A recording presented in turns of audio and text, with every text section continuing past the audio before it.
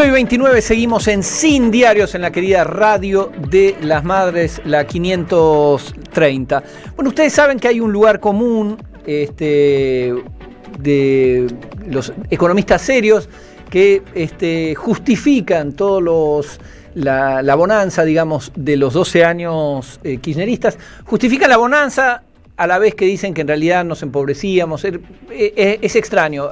Vivíamos con un nivel de consumo insostenible y a la vez éramos cada vez más pobres, pero básicamente nos cuentan que el kirchnerismo hizo todo lo que hizo por el famosísimo viento de cola, porque los gobiernos populares siempre tienen viento de cola, mientras que los gobiernos de derecha, o como hoy de extrema derecha, siempre tienen condiciones externas desfavorables y por eso les va mal. Bueno, estamos conectados con un gran amigo de la casa, me refiero a Mariano Kestelboim, economista peculiar, al que se le entiende cuando habla, nuestro ex embajador ante el Mercosur, que justamente habla del viento de cola, pero no del viento de cola kirchnerista, sino del viento de cola de La Libertad Avanza. Mariano, ¿cómo te va? Te saludamos de Sin Diarios.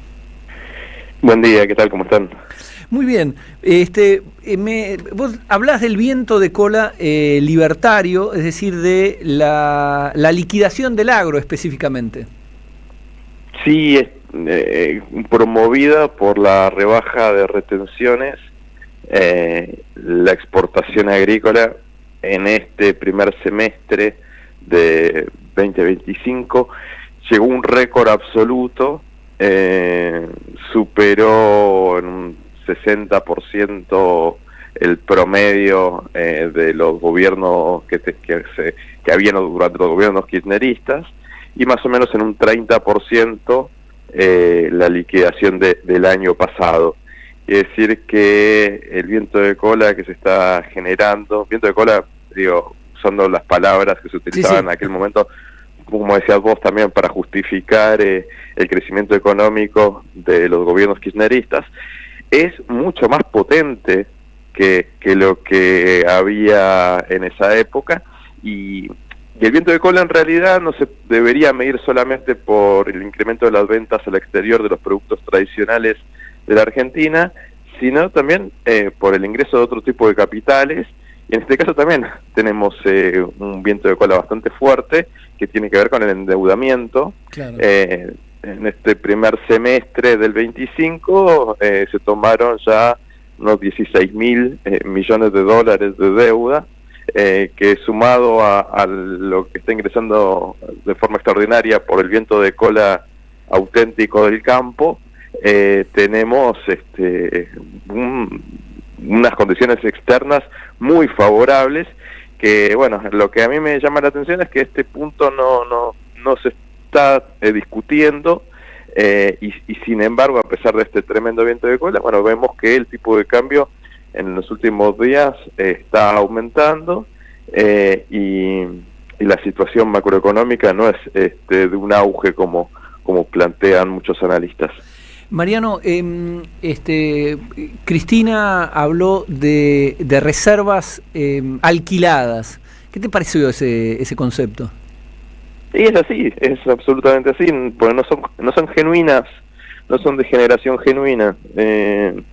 Lo único que es genuino es justamente esto que estamos hablando de la exportación agrícola, que sí genera para el país exportaciones que son reales. Después las otras sí, esos son dólares prestados, transitorios, que sirven básicamente para que el país pueda generar condiciones para los operadores financieros de negocio, en el cual puedan extraer rentabilidades en dólares tranquilamente sin que se produzca un salto cambiario muy importante. Entonces pueden utilizar títulos públicos en dólares, en pesos, en dólares, la moneda que deseen, y van a tener asegurada una muy buena rentabilidad gracias a estos préstamos transitorios.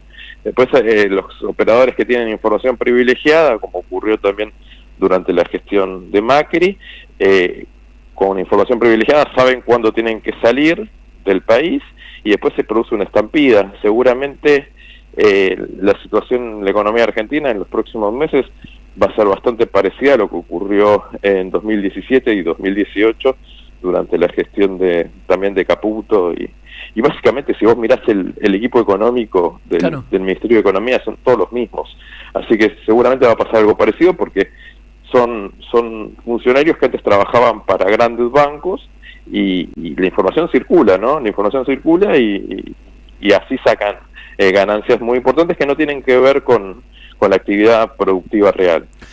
Mariano, como ex embajador ante Mercosur, ¿cómo viste esta reunión, la última reunión de Mercosur, cuando Milei le dio la presidencia pro tempore a Lula? Los discursos de ambos, ¿qué te parecieron? Por un lado, no hubo nada nuevo, digamos, Milei volvió a fustigar el Mercosur, y Lula todo lo contrario. Sí, comparto, como decís vos, no hubo sorpresas. Milei de vuelta criticando al bloque, diciendo que no cumple su función, y bueno, tiene que ver con una concepción poco rigurosa del funcionamiento de la economía regional, y en cambio Lula sí manifestó la importancia de articular relaciones para poder resolver cuestiones económicas muy complejas que requieren la cooperación, como el cambio climático, la necesidad de combatir la corrupción, el narcotráfico, problemas globales mucho más complicados, también la necesidad de articular medios de pago comunes. En cambio, Milei solamente se mira la cuestión comercial exclusivamente, y desde ese enfoque él considera que el Mercosur no avanzó y por el contrario es una complicación para la región. Es lamentable, realmente lamentable, porque es una de las pocas políticas de Estado que tiene la Argentina a lo largo de su historia, y particularmente en los últimos 35 años, que se ha mantenido y de la cual nos podemos sentir orgullosos. Y más en un contexto actual con guerras que deberían reivindicar este espacio de paz que hemos generado en gran medida gracias al Mercosur. Bueno, estamos con Artemio López. Artemio, bueno, solemos decir en Sin Diario que la diplomacia propuesta por el presidente de los pies de ninfa es simplemente un seguidismo con Estados Unidos y en menor medida con Israel. ¿A vos lo encuadrás en eso, el discurso de Milei denunciando el Mercosur? Sí, totalmente. Creo que un problema que tuvo en su momento la alianza en el bloque para impedir el ALCA, el Mercosur, junto con Venezuela, oportunamente había alzado la voz en contra de esa alianza de libre comercio de toda América en favor de Estados Unidos. Entonces creo que desde ahí hay un encono muy grande en contra del Mercosur por parte de Estados Unidos, por parte de esta visión que acompaña el presidente. Además, como vos bien decís, ¿no? Es una de las grandes virtudes del Mercosur, así como lo fue la Unión Europea para Europa, fue la paz.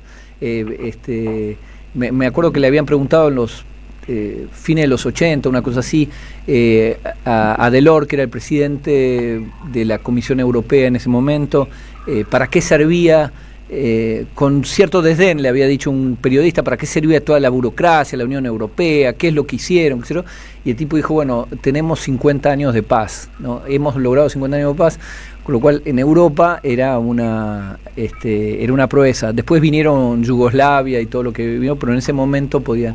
El Mercosur ha logrado algo que hoy nos parece evidente, pero durante las dictaduras las hipótesis de conflicto eran con Chile y con Brasil, con nuestros vecinos, digamos. No es un beneficio menor del Mercosur haber instaurado un diálogo de paz entre todos los países de la región, ¿no? Absolutamente. Fíjate que, por ejemplo, cuando estalló la pandemia, ya había un ejercicio de reunirse por lo menos una vez por semestre todos los ministros de salud del bloque para tratar las cuestiones sanitarias. Y cuando estalla la pandemia ya hay un ejercicio hecho, claro, de diálogo y de trabajo en conjunto que permitió una reacción muy rápida, por ejemplo, a través del Fondo de Convergencia Estructural del Mercosur, que es una forma de financiar actividades de infraestructura en la región. Se decidió ampliar los fondos para cobertura y producción de kits de control de la pandemia, del COVID-19. Entonces, en ese marco es muy útil la herramienta del Mercosur. De hecho, es la principal plataforma de inserción regional de la Argentina, es la herramienta para poder discutir en las negociaciones internacionales con mucho más peso cuestiones muy sensibles para los intereses del país. No es lo mismo sentarte en una mesa de negociación con los socios del bloque y poder ofrecer un mercado mucho más amplio para poder también acceder a mejores condiciones en otros mercados, claro, que ir de forma aislada, claro, a negociar. Sí, bueno, recordemos a Diana Mondino cuando todavía era canciller, que decía que la Argentina no iba a tener relación de Estado a Estado con China, pero que eso no significaba que los empresarios no pudieran ir a China a negociar, ¿no? Como una especie de ignorancia supina sobre las relaciones internacionales. Si las pymes argentinas iban a tomar un avión, iban a llegar a Shanghái, iban a tratar de negociar por fuera de las relaciones bilaterales. Mariano, muchísimas gracias por esta entrevista. Por favor, un gusto, Seba.